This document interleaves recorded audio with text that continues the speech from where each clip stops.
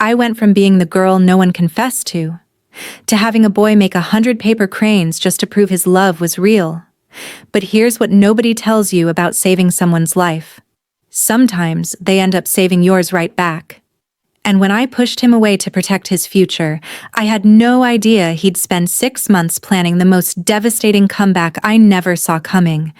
This is that story.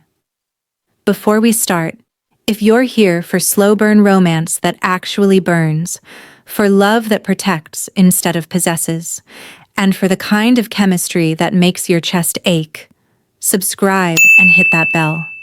Because what you're about to hear isn't your typical love story. It's the kind that changes you.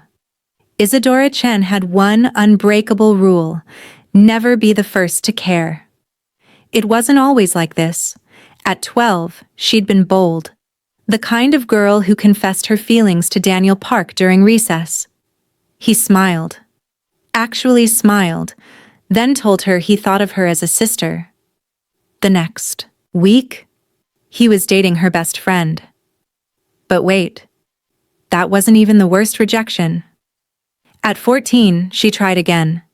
Nathan Kim, the boy next door with the crooked smile. He laughed when she confessed, assumed it was a joke, then spent the next month asking about her twin sister Elena's relationship status. That's when Isadora learned the fundamental truth. Some girls were born to be confessed to. Others, like her, were born to watch from the sidelines. Now, at 17, Isadora had perfected emotional invisibility. Wild curls, always in a ponytail. Head down, honor roll student, surviving senior year unnoticed at Westbridge Academy. That strategy worked perfectly until 2 boys walked into her life. One everyone wanted, one nobody saw coming. Dante Choi transferred to Westbridge mid-semester, and every defense Isadora had built started cracking. He wasn't just handsome, he was magnetic. Tall, graceful like a dancer, with a face that belonged in art museums. Sharp cheekbones, full lips, eyes that saw through every performance, and completely uninterested in the swarm of girls orbiting him like planets around the sun. Elena whispered during calculus, "Did you see him in the courtyard? Reading poetry? Poetry, Isa? Lots of people read poetry." He was so absorbed he didn't notice when Brittany Chen accidentally dropped her books right next to him. Elena sighed. "I think I'm in love." Here's where it gets crazy. Elena grabbed Isadora's hand. "You should talk to him. I saw him looking at you in the library yesterday." Isadora's pencil stilled. "He wasn't looking at me. He was looking at the clock behind me. He was looking at you." Isadora spent that night researching Dante Choi. National swimmer, international competitor, mysterious transfer circumstances. She had no idea that in 48 hours, she'd save a completely different boy's life, and he'd become the only one who mattered. The Academy's beach day arrived. Crescent Bay. Perfect weather. Perfect timing for disaster. Isadora walked away from the volleyball games, away from watching Dante emerge from the water like some kind of deity. She walked until the noise faded, until she reached the rocky outcropping at the bay's northern edge. That's when she heard it. A shout. A figure thrashing in the water beyond the rocks, pulled by a riptide. If you've never saved someone from drowning, you're unprepared for what happens next, unless you know about the bond it creates. Isadora didn't think. She dove, the burning in her lungs, his weight as she hooked her arm across his chest. Lifeguard training taking over, side-stroking towards shore. They collapsed together on the sand, both coughing seawater. "Breathe," she commanded. "Just breathe." When he finally looked at her, Isadora saw eyes the color of midnight, dark, deep, filled with something she couldn't name. "Thank you." His voice was raw. "I thought I couldn't." "You're okay now. The riptide's strong here. You can't fight it. You swim parallel to shore. He studied her face with devastating intensity. You saved my life. Anyone would have, but you did. He sat up slowly, older than typical students, 19, maybe 20, features that held maturity from experience, not years.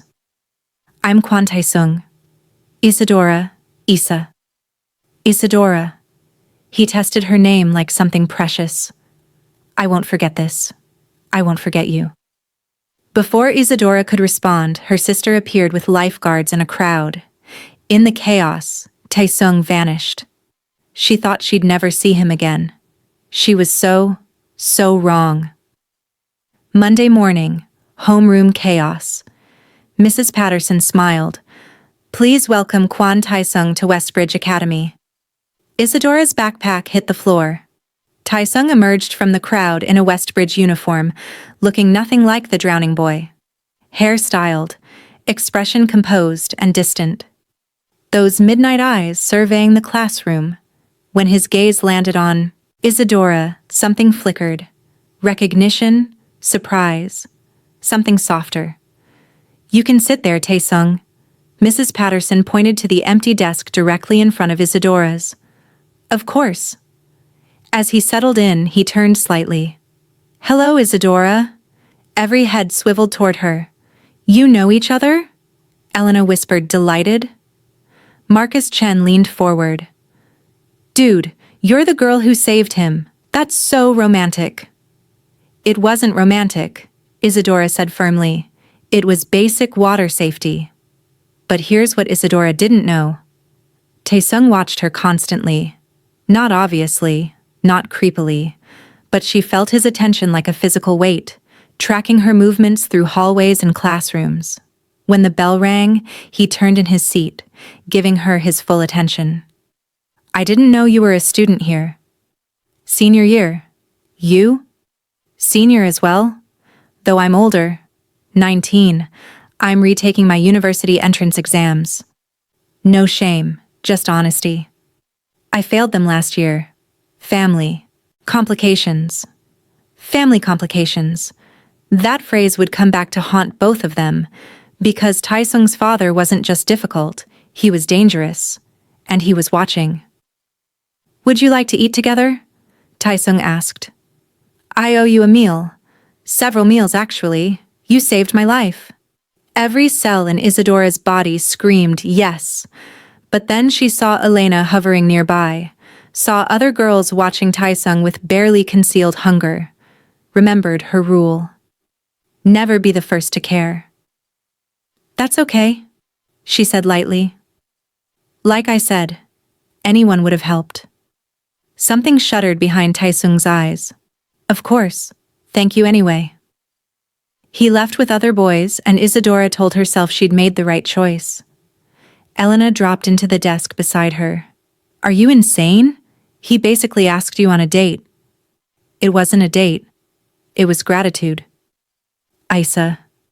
Elena's voice gentled. Not everyone is Nathan Kim. Not every confession ends in rejection. I wasted 3 years building walls to protect myself. Here's what actually works. Over 2 weeks, Isadora learned 3 things about Kwan Taesung. First, he was brilliant. Demolished every test despite being out of school for a year. Teachers praised him. Students resented him. He remained impassive. Second, he was solitary. Ate lunch alone in the library, declined party invitations, existed in a bubble of focused intensity.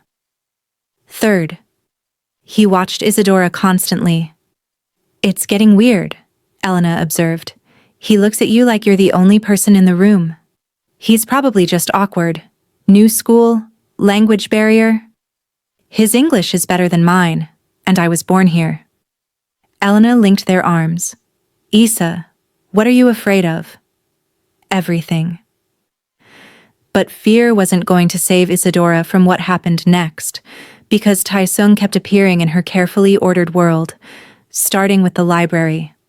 She found him after school, surrounded by test prep materials and energy drinks, looking exhausted.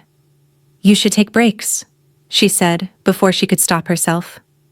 He looked up, and his tired face transformed.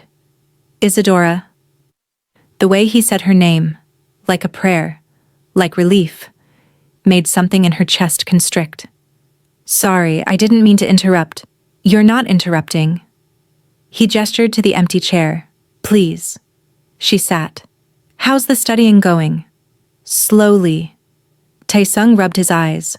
In Korea, the university entrance exam is everything. One test determines your entire future. I thought I was prepared last year, but... Shadows crossed his face. What happened? Silence. Then, my father happened. Pain. Anger. Resignation in those 2 words. Is that why you transferred? To get away from him? Partially. His fingers traced meaningless patterns on his textbook. My mother runs a hair salon in Koreatown. Small, but successful. My father works at the university hospital. Prestigious position. He believes I embarrassed him by failing. He made our home difficult. Here's what nobody tells you about toxic families. Has he hurt you? Or your mother? Not physically. He's too careful for that. But words, control, isolation, those leave different scars. He met her eyes, determination stealing her breath. I'm working to change things. Top scores mean scholarships, independence, freedom. You'll do it. I know you will. Because you believe I can? Or because you saved my life? So now you're invested? The question was gentle, almost teasing, but demanded honesty. Both, Isadora admitted. Saturday afternoon, mid-October. Isadora walked through Koreatown clutching $300, 3 months of tutoring money. She saw it. Kwan's beauty studio. Elegant lettering. And through the window, unmistakably, Taesung. He stood behind a styling chair, hands moving with surprising grace through a client's hair. His mother gave instructions in rapid Korean. He looked different here. Relaxed, almost content. Isadora pushed through the door. The bell chimed. Taesung's hands stilled. Their eyes met in the mirror. Surprise bloomed into something warmer. Isadora, what are you doing here? She held up her envelope. I wanted to get my hair straightened. I didn't know this was your family's salon. Mrs. Kwan approached. You're Isadora? Taesung talks about you constantly. She shot her son a knowing look. Mom? His ears reddened. But wait. What Mrs. Kwan said next changed everything. Your hair is beautiful. Why would you want to change it? The question, asked with genuine curiosity, made Isadora's throat tight. I want something different. Something easier. Easier for others to accept, you mean? In the mirror, Taesung watched with an expression she couldn't decipher. The treatment you want costs $800 minimum. What you have here isn't enough. Isadora's stomach dropped. However, Mrs. Kwan glanced at her son. We could use help around the salon, Saturdays and Sundays. Minimum wage plus tips. Work off the difference. Isadora accepted. She had no idea that working alongside Taesung would be both wonderful and torturous, or that proximity would breed the kind of intimacy she'd spent years avoiding. Isadora started the next weekend and discovered sides of Taesung no one at Westbridge knew existed. Patient with elderly clients who spoke no English, playful with children squirming in styling chairs, protective of his mother when difficult customers complained. You're good at this, she told him one Sunday, watching him expertly layer a client's hair. My mother taught me. She said I needed practical skills in case academia didn't work out. His smile was wry. My father hated it, called it women's work, beneath our family's status. Your father sounds like an ass. The words slipped out. Taesung's hands paused, then continued. He is. But he's also powerful. connected. When I failed the exam, he made sure everyone in our community knew. The embarrassment nearly destroyed my mother's business. Is that why you transferred? To escape the gossip? Partially. Also because his jaw tightened. He has a temper. It's better if I'm not home. I lost 3 months building walls. Then I learned this. When I pulled you from that water, I felt connected to you. Like saving you meant something more than just rescue. Taesung turned from his client, giving Isadora his complete attention. It meant everything to me. You meant everything. The air thickened. Isadora's pulse hammered. Taesung, ah! Mrs. Kwan called. Your next appointment is here. The moment shattered. But those 3 words, you meant everything, would echo in Isadora's chest for weeks, until the midterms arrived and changed everything. Elena sprawled across Isadora's bed Thursday night. You're falling for him. Don't even try to deny it. Isadora highlighted her biology textbook. I'm focused on exams. You're focused on a 6-foot-tall Korean boy with emotional depth and cheekbones that could cut glass. Elena sat up. What happened to Dante Choi? The truth? Isadora had barely thought about Dante in weeks. He was beautiful, but hollow, a perfect facade with nothing underneath. Taesung was different. Real, complicated and damaged and fighting for something that mattered. When she was with him, Isadora didn't feel invisible. She felt seen. Everyone says love at first sight is real. They're wrong. Here's why. That boy saved every penny to buy you lunch when you forgot your wallet, memorized your coffee order after you mentioned it once, rearranged his study schedule so you'd never be in the library alone. Elena squeezed her hand. If that's not devotion, I don't know what is. Isadora's eyes burned. What if I'm wrong? What if he's just being kind because I saved his life? Then you're wrong.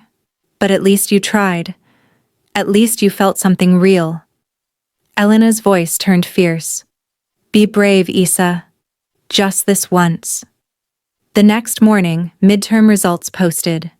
And what Isadora saw on that list would force her to make a choice she wasn't ready for. Friday morning. Westbridge's hallway erupted in celebration and despair. Isadora scanned the list. 8th place. Good, but not good enough for the elite study center's 10-person limit. Then she saw it. Kwan Taesung. 1st place. Pride and disappointment warred in her chest. She found him by his locker, surrounded by congratulatory classmates. When he saw her, he extracted himself immediately, crossing the hallway with single-minded focus. Isa. Her name was a question, a prayer. Congratulations. 1st place. That's incredible. You're not happy. His eyes searched her face. You wanted the study center. I'm happy for you. Really, this is what you needed. Means nothing if you're disappointed. He touched her elbow gently, guiding her into an empty classroom. Talk to me, please. The please undid her. I'm being selfish. I studied hard but not hard enough. You earned this. Here's where it gets crazy. Then we'll study together anyway.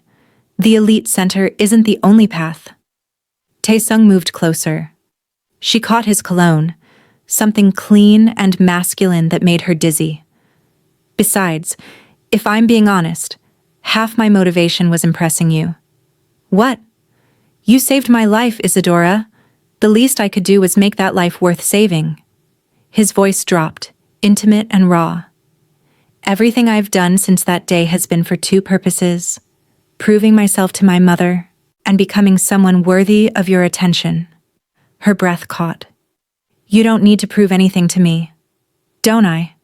His hand came up, hovering near her face. You've kept me at arm's length for months. Friendly, but distant. Like you're afraid. I am afraid. I've been rejected before. Humiliated. I I would never. The words were fierce, absolute. What happened next would be seared into Isadora's memory forever, because for the first time in 5 years she stopped being afraid. Isadora, I don't know how to make you believe this, but you are the most extraordinary person I've ever met. Bold enough to dive into dangerous waters to save a stranger. Kind enough to help that same stranger navigate a new school, a new life. His hand finally made contact, fingers gentle against her cheek. You are not invisible. You are not forgettable. You are the reason I wake up wanting to be better. Isadora's vision blurred. Taesung, I'm not asking for anything. You can't give, but I need you to know. When I look at you, I don't see someone who needs to change. I see someone who's already perfect exactly as she is. Wild curls and all. The words broke something open inside her. Before she could think, before fear could stop her, Isadora closed the distance between them. Their first kiss was soft, tentative, a question rather than a demand. Then Taesung's arms came around her, pulling her close, and the kiss deepened into something that felt like coming home. When they finally broke apart, both breathing hard, Taesung rested his forehead against hers. I've wanted to do that since the beach, since you pulled me from the water and looked at me like I was worth saving. You are worth saving. Isadora's hands fisted in his shirt. You're worth everything. For 2 perfect weeks, Isadora existed in a bubble of happiness. She had no idea that happiness was about to shatter in the worst possible way. They were careful at school. No public displays, no obvious attachment, but in the salon, in the library, in stolen moments between classes, they built something real. He brought her coffee before first period. She quizzed him on vocabulary during lunch. He walked her home, their hands linked, sharing dreams and fears in the growing darkness. Elena approved enthusiastically. Mrs. Kwan watched them with knowing smiles. Even Isadora's parents, meeting Taesung at family dinner, were charmed. It was perfect. I wasted years thinking perfect meant safe. Here's what actually happens. Until the Monday before the school's autumn festival, Taesung didn't show up for homeroom, or second period, or lunch. Texts went unanswered, calls went straight to voicemail. By dismissal, panic had replaced confusion. She went straight to the salon. The closed sign was up. Lights off. No movement, no life. She was dialing Mrs. Kwan's number when her phone rang with an unknown number. Hello? Isadora, it's Mrs. Kwan. Her voice was thick, pained. I'm at County Hospital. There was an incident. What Mrs. Kwan said next would force Isadora to make the most heartbreaking decision of her life. Isadora's world tilted. What happened? Is Taesung... Taesung is fine. It's me. My husband. Her voice broke. He came to the salon yesterday. We argued about Taesung's study schedule, the business, everything. Things escalated. I'm okay, but the doctors want to keep me overnight. Oh my God, where's Taesung? Here. But Isadora, listen carefully. Mrs. Kwan's voice hardened. My husband filed a restraining order against me, against us.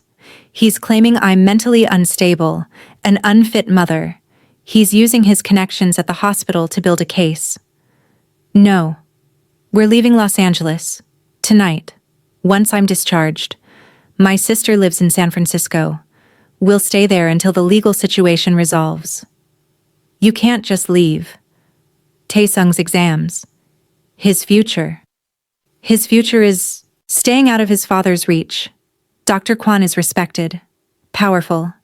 He could destroy Taesung's chances at any university in California. Here's what nobody tells you about leaving someone you love. I need you to do something for me. Anything. Tell Taesung to stop fighting this. He wants to stay, to finish the semester with you, but it's not safe. His father is watching, waiting for an excuse to prove I'm corrupting our son. She paused. Help him let go. Please. The line went dead. Isadora stood on the empty street, tears streaming down her face, understanding what was being asked. She had to break both their hearts to protect his future. What Isadora said in that hospital parking garage would haunt her for 6 months, and the lie she told would be the cruelest kindness she'd ever given. She found Taesung in the hospital parking garage, face buried in his hands. Isa. He stood immediately, reaching for her. My mom told you? Everything. You're leaving. No, I'm staying. I'll finish the semester, take the exams here. Your mom said it's not safe. She's wrong. His voice rose. I'm not letting my father win. I'm not abandoning you, my life, everything I've built. You're not abandoning anything. You're being smart. Isadora forced steel into her voice. Your future matters more than some high school romance. Taesung flinched as if she'd struck him. Some high school romance? Is that what this is to you? I went from loving him desperately to destroying us completely. Here's how. What else could it be? We've known each other for 3 months, Taesung. You're grateful because I saved your life. I'm flattered because you paid attention to me. But that's not love. That's not worth risking your relationship with your mother or your university prospects. You're lying. He closed the distance, gripping her shoulders. Look at me and say you don't feel this. Say you don't care. Isadora met his eyes, her heart shattering with every word. I don't feel anything. You are a distraction, Taesung. A nice distraction, but still just a distraction. I'm sorry if you thought it was more. His hands dropped. The devastation on his face nearly broke her resolve. I don't believe you. Then don't. But I'm not going to wait around for you. I have my own future to think about. She stepped back. Go to San Francisco. Protect your mom. Ace your exams. Forget about me. Isa. Goodbye, Taesung. She walked away before he could see her crumble, and for 6 months, Isadora would believe she'd made the right choice. She had no idea Taesung spent every single one of those days planning his return. Taesung left that night. Isadora knew because the lease available sign appeared. She threw herself into academics, AP classes, college applications, volunteer work, anything to fill the void. Dante Choi asked her to winter formal. She declined. She worked at the salon's replacement, fluorescent lights and zero soul, until she'd saved enough for hair straightening. But when she sat in the stylist's chair, ready to finally transform, she couldn't do it. My hair is fine the way it is, she'd told the confused stylist. Mrs. Kwan would have been proud. Changing yourself versus accepting yourself. Everyone picks changing. That's a mistake. Senior year crawled toward graduation. Honor roll status maintained. Berkeley pre-med acceptance. Salutatorian speech delivered with perfect composure. She did not cry when she saw the empty seat where Taesung should have been. After the ceremony, Elena found her by their lockers. He left you something. Elena handed her a notebook, the kind Taesung had always carried. I found it in the library study carrel he always used. It's been there for months, Isa. I think he meant for you to find it.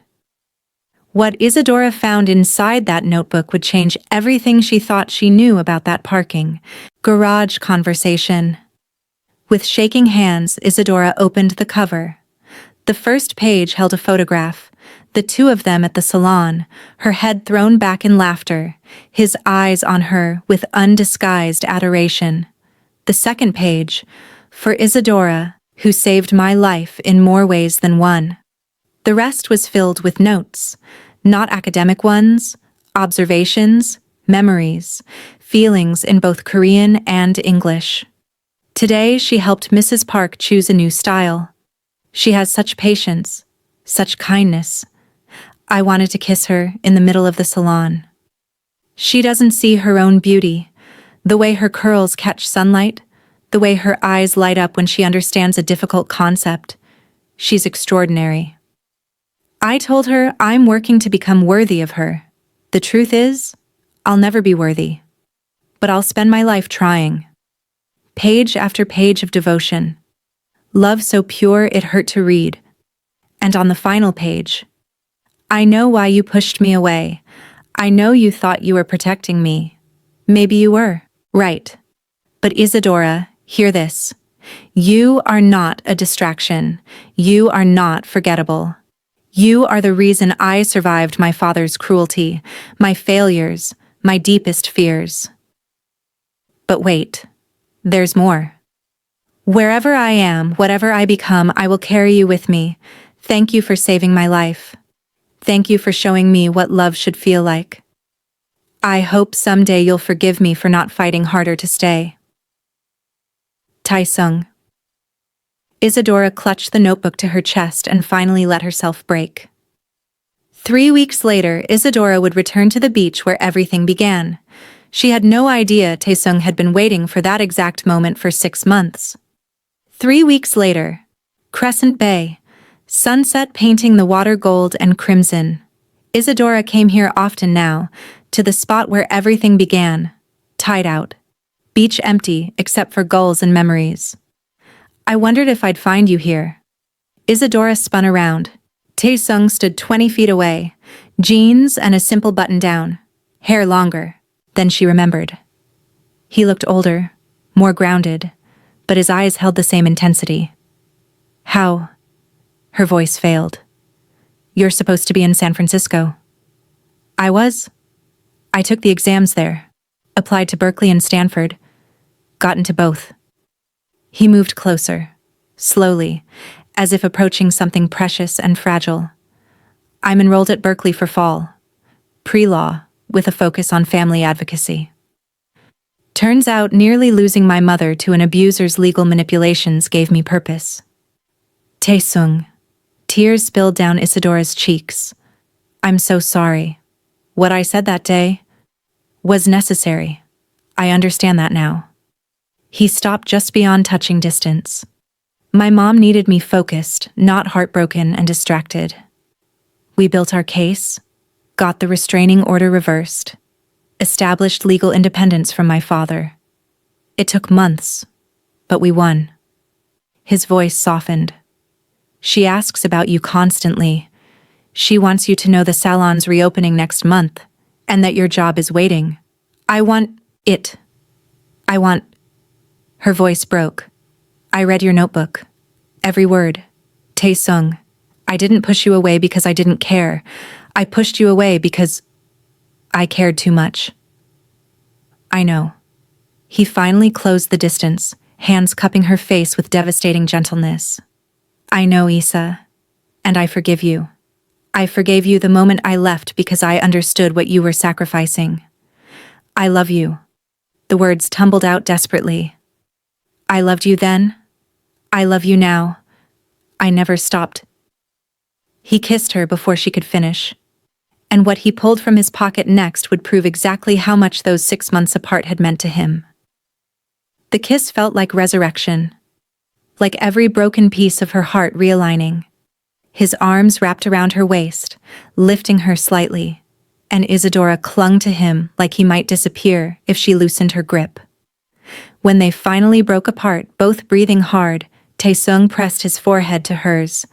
I have something for you. He reached into his pocket and pulled out a small glass jar filled with tiny paper cranes, hundreds of them, folded from magazine pages and notebook paper. I made one every day we were apart, he explained. Each one represents a memory, a moment I wanted to share with you. My mom's recovery. My exam scores. The day I got my acceptance letter.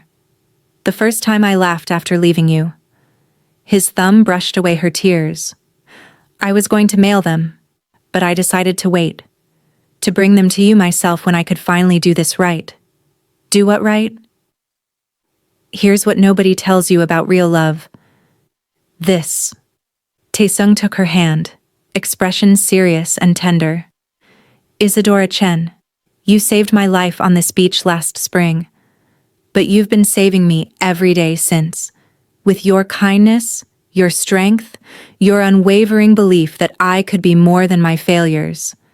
I don't have poetry or grand gestures. I just have this. I love you. Completely. Irrevocably. And if you'll have me, I want to spend every day proving I'm worthy of that gift you gave me. Your heart. Isadora laughed through her tears, pulling him into another kiss. You don't have to prove anything.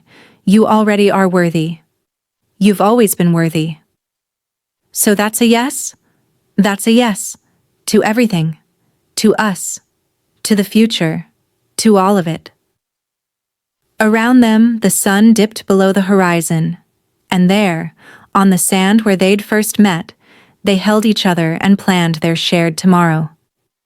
Senior year graduation photos would later show Isadora Chen and Kwan Taesung standing together at Berkeley's orientation, her wild curls free and glorious, his arm around her waist, both grinning like they'd won the lottery. Elena would frame that photo with the caption, "The girl who stopped confessing, and the boy who never stopped loving her." Mrs. Kwan would keep it on the salon's reception desk, next to her business license and the restraining order dismissal papers, twin symbols of freedom earned through courage and love. And Isadora? She would keep Taesung's jar of paper cranes on her dorm room desk, adding to it whenever they spent time apart. Years later, when Taesung proposed on the same beach where she'd saved his life, she'd unfold one of those cranes and find his law school acceptance letter, creased and cherished. But that's a story for another time. For now, standing on the precipice of forever, Isadora Chen kissed the boy she'd rescued and let herself be rescued in return. Not from drowning waters, but from the loneliness she'd worn like armor. Sometimes the best love stories aren't about grand gestures or perfect people. Sometimes they're about two broken souls finding safety in each other's arms, about protection that comes from devotion rather than domination, about becoming your truest self because someone finally sees you clearly. This was that kind of love, and it was only just beginning. If this story resonated with you, if you believe in love that protects without possessing, in partners who champion each other's growth, in chemistry that transcends circumstance, then subscribe to this channel. Hit that notification bell because we're bringing you more deep romance, more cultural fusion, more stories about finding your person in the most unexpected places. Drop a comment below. Have you ever pushed someone away to protect them, or been that person who waited despite the distance? Your story matters, and remember, you don't need to change yourself to be loved. The right person will see your wild curls, literal or metaphorical, and call them beautiful. Until next time, this is where healing meets passion, where culture meets connection, and where true love always, always finds its way home.